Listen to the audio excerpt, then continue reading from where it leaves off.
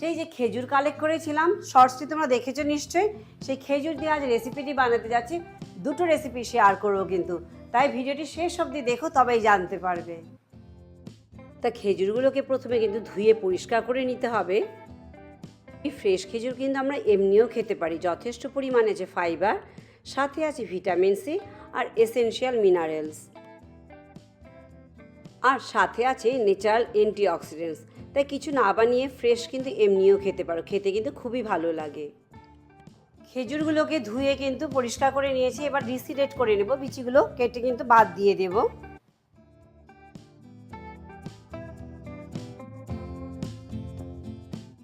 যতটুকু খেজুর ব্যবহার করব সেগুলোকে কিন্তু এরকম বীজ ছাড়িয়ে নিতে হবে, দিয়ে কিন্তু রাফলি একটু স্লাইস করে নেব, তাতে আমাদের রান্না করতে সুবিধে হবে।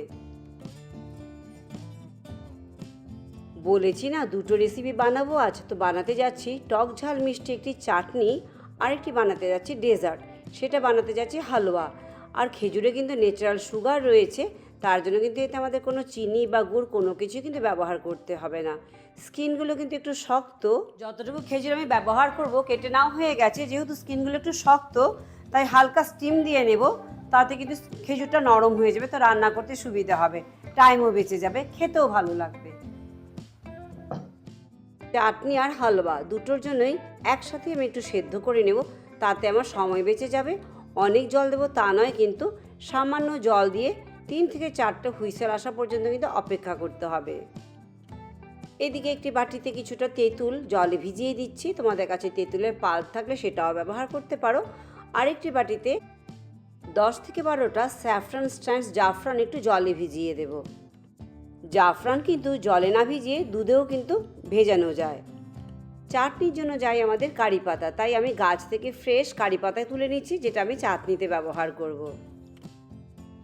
এইদিকে সব কিছু জোগাড় করতে করতে কিন্তু প্রেশার কুকারে কিন্তু 3 থেকে 4টা হুইসেল কিন্তু দিয়ে দিয়েছে। প্রেশার রিলিজ না হওয়া পর্যন্ত আমাদেরকে অপেক্ষা করতে হবে। প্রেশার রিলিজ হয়ে গেছে, কুকার খুলে দেখে নিচ্ছি আমাদের খেজুর ভালোভাবে সেদ্ধ হয়েছে কিনা, নরম হয়েছে কিনা। এখানে ভালোভাবে নরম হয়ে গেছে, এবার এটা ম্যাশারের সাহায্যে ভালো করে ম্যাশ করে নিচ্ছি, একটু পেস্টের মতো বানিয়ে নিচ্ছি, তাতে চাটনি হালুয়া দুটোই কিন্তু ভালো হবে খেতে। একদম পেস্ট কখনোই হবে না, কারণ এই খেজুরে রয়েছে যথেষ্ট পরিমাণে ফাইবার, আর তাতে কিন্তু খেতে ভালো লাগবে। একটা কোর্স টেক্সচার এসছে, দেখতেই পাচ্ছ, একদম মিহি হয়ে গেছে তা নয়। এইদিকে আমাদের চাটনির জন্য যাই কাঁচা লঙ্কা কুচি, কারি পাতা, সর্ষে আর শুকনো লঙ্কা। তা আমাদের ভালোভাবে ম্যাশ করা হয়ে গেছে, এবার প্রথমে চাটনিটা বানিয়ে নিচ্ছি, তারপরে তোমাদেরকে মিষ্টি রেসিপিটি শেয়ার করব।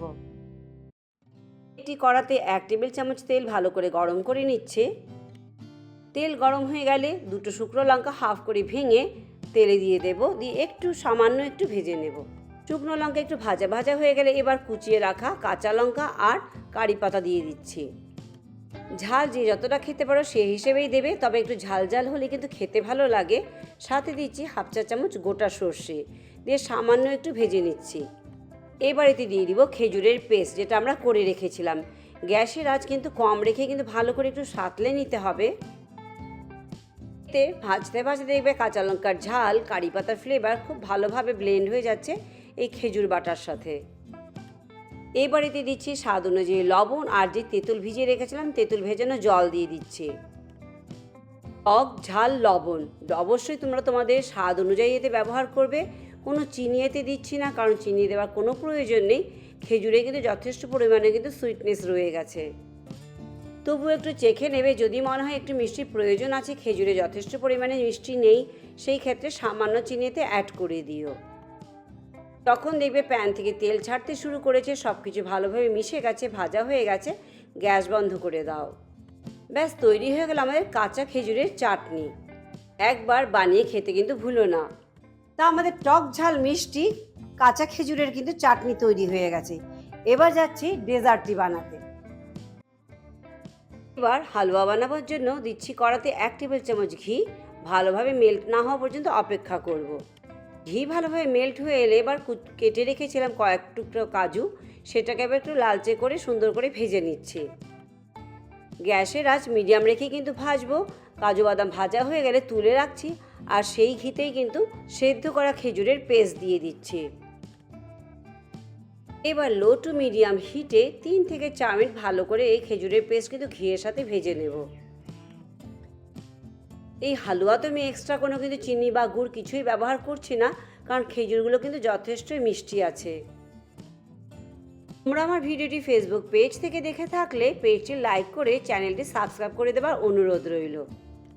এবার এই হালুয়াতে এক্সট্রা ফ্লেভার আর কালারের জন্য ভিজিয়ে রেখেছিলাম যে জাফরান স্যাফরন স্ট্যান্ডসগুলো, সেই জলটা এবার এখানে দিয়ে দিচ্ছি। মিনিট 2 মিডিয়াম হিটে ভালো করে ভেজে নেব, যতক্ষণ পর্যন্ত না জলটা এর থেকে টেনে যায়। দেখতেই পারছো জল কিন্তু শুকিয়ে গেছে। হালুয়া একটু রিচ না হলে খেতে ভালো লাগে, তাই রিচনেসের জন্য দিচ্ছি এখানে 3 থেকে 4 টেবিল চামচ মিল্ক পাউডার। তোমাদের কাছে যদি খোয়া থাকে তবে কিন্তু সেটাও দিতে পারো, খেতে খুব ভালো লাগবে। এবারে খেজুরের পেস্টের মধ্যে যতক্ষণ না পর্যন্ত এই মিল্ক পাউডার ভালোভাবে ব্লেন্ড হয়ে যাচ্ছে ততক্ষণ পর্যন্ত আমাদেরকে একটু রান্না করে নিতে হবে। তবে মনে রাখতে হবে গ্যাসের আঁচ কিন্তু একদম কম রেখে কিন্তু করব। এই পর্যায়ে রান্না করতে কিন্তু 5 থেকে 6 মিনিট সময় লেগে যাবে আমাদের। 5 থেকে 6 মিনিট পর দেখবে সব কিছু একসাথে ব্লেন্ড হয়ে গেছে সুন্দর, আর কড়া থেকে ছাড়তে শুরু করেছে। সেই অবস্থায় দিয়ে দিচ্ছি সামান্য এলাচ গুঁড়ো, আর যে ভেজে রেখেছিলাম কাজুর টুকরোগুলো সেগুলো এতে মিশিয়ে দিচ্ছি। সব কিছু ভালোভাবে মিশিয়ে নেব এবার। আর এক্সট্রা ক্রাঞ্চিনেস যদি পছন্দ করো, আমি এখানে আজ অ্যাড করতে যাচ্ছি কিছুটা খুব ভালো করে কুচিয়ে রাখা পিস্তা কুচি। দেখতেও ভালো লাগবে আর খেতেও কিন্তু ভালো লাগবে। ব্যাস তৈরি হয়ে গেল আমাদের কাঁচা খেজুরের হালুয়া। গরম গরম পরিবেশন করো। তা সামান্য উপকরণ দিয়েই, ঘরে থাকা উপকরণ দিয়েই কিন্তু দেখো দুটো রেসিপি বানানো হয়ে গেল। চটপটে চাটনি আর কি সুন্দর ফ্লেভারফুল হালুয়া। গ্যাস বন্ধ করে দিয়ে এবার সার্ভ করে নিচ্ছি। তা তৈরি হলো একদিকে টক ঝাল মিষ্টি চাটনি, আর এদিকে কিন্তু কাঁচা খেজুরের হালুয়া। খেতে কিন্তু দুর্দান্ত, জাস্ট বানিয়ে খেয়ে দেখো।